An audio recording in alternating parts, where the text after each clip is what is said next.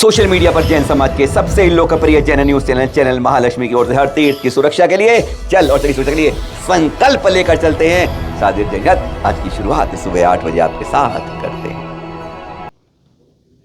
कहाँ जाने की बात हो रही है संडे को? कभी सोचा है इस बार कहीं भी जाना? वह सब बाद में कर लेना, पर अपने क्षेत्र में, चाहे दिल्ली के रामलीला मैदान में आ सके तो बहुत अच्छी बात है, नहीं तो अपने अपने क्षेत्र में पूरे देश के अंदर जन आंदोलन करना है। तीर्थ बचाओ धर्म बचाओ के लिए आवाज उठानी है। अपने गिरनार के लिए, अपने मंदारगिरी की जिसकी आज बात करेंगे, उदयगिरी, खंडगिरी के लिए, गोमटगिरी के लिए बहुत से तीर्थ हैं जहां पर आज छेड़छाड़ हो रही है।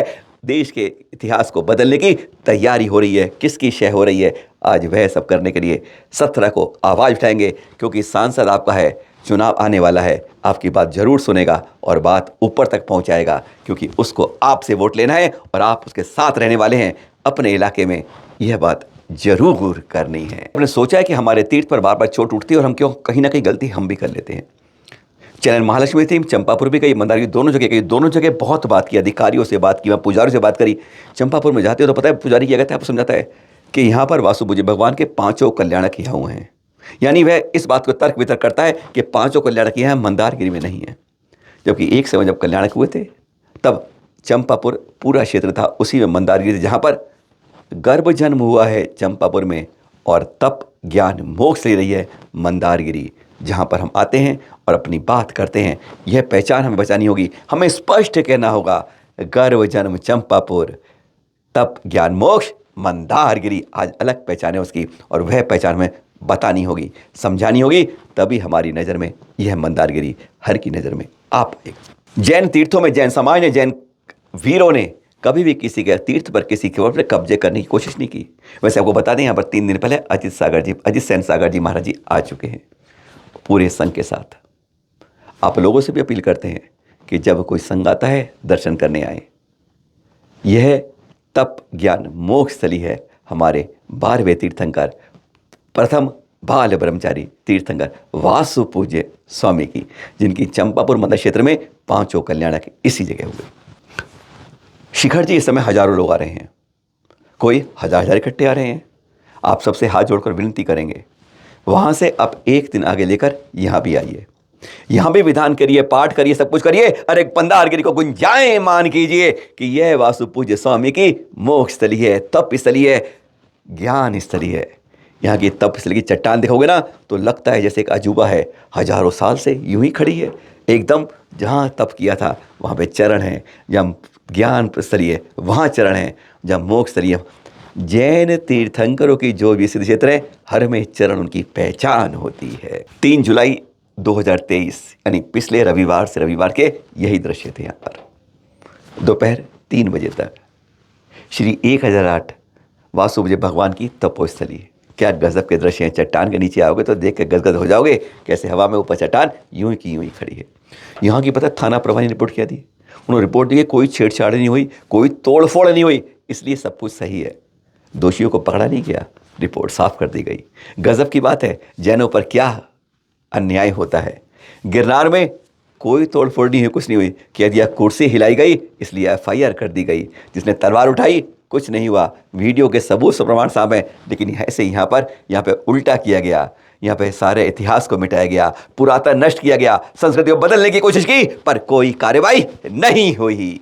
अल्पसंख्यक में अल्पसंख्यक जैनों के साथ आज यही हो रहा। और फिर 3 दिसंबर 3 बजे, लगभग 3:28 पर इसको पोत दिया गया। 4-5 लोग आए और उन्होंने इसको तपोस्थली को राम झरोखा कर दिया। गजब की बात है, इतिहास को बदलने की ऐसी ही शुरुआत है। चाहे गिरनार रहा हो, चाहे मंदारगिरी में, शुरुआत ऐसी ही होती है। पहले कुछ रख दो, नाम बदल दो, और फिर विवाद पैदा कर दो, और विवाद के बाद कोर्ट पहुंच जाओ, और फिर अपना हिसाब कर लो। कहते हैं जब खोपड़ियाँ ज़्यादा होती है तो छोटी मछली को बड़ी मछली निगल ही जाती है। बिहार स्टेट दिगंबर क्षेत्र तीर्थ क्षेत्र कमेटी के मानद मंत्री पराग जी, वैसे आती है तीर्थ क्षेत्र कमेटी के अंदर है हमारी, जो जिसके 27वें चुनाव है, वहाँ के अध्यक्ष, महामंत्री, कोई भी वहाँ की कमेटी से कोई इस तीर्थ को बचाने के लिए अब तक कोशिश नहीं की गई। अरे तीर्थ को बचाने के सिद्ध क्षेत्र में, अरे भागते भागते यहाँ पर कमेटियाँ देनी चाहिए।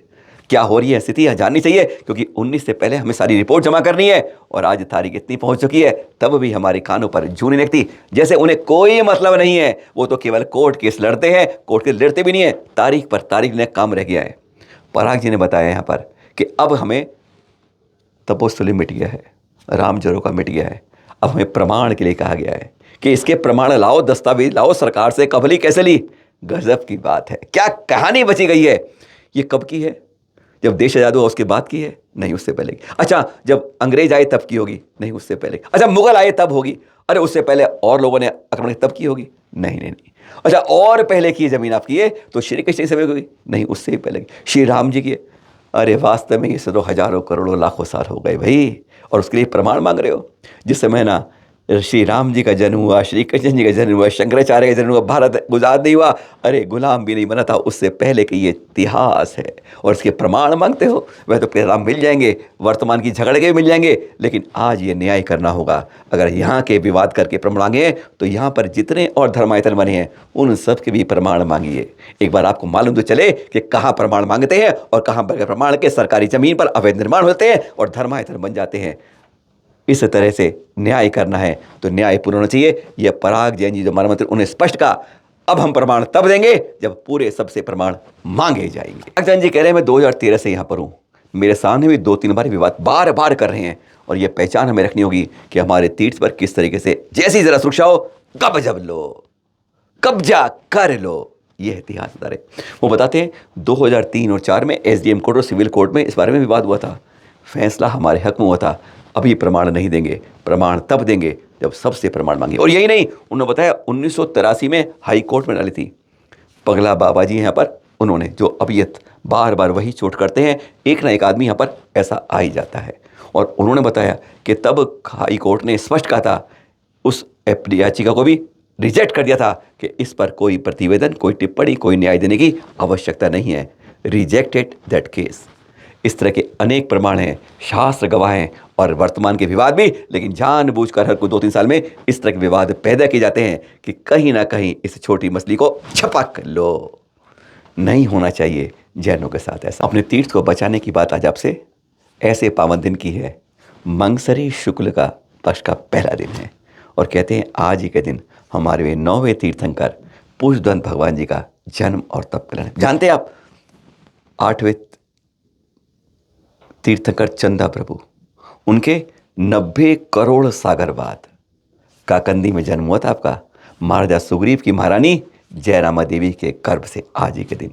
कहते हैं आज तक 15 माह तक लगातार 3.5 करोड़ रत्नों की चारों पहर कुबेर वर्ष करता रहता राजमहल के ऊपर। ऐसी संपन्नता आती है।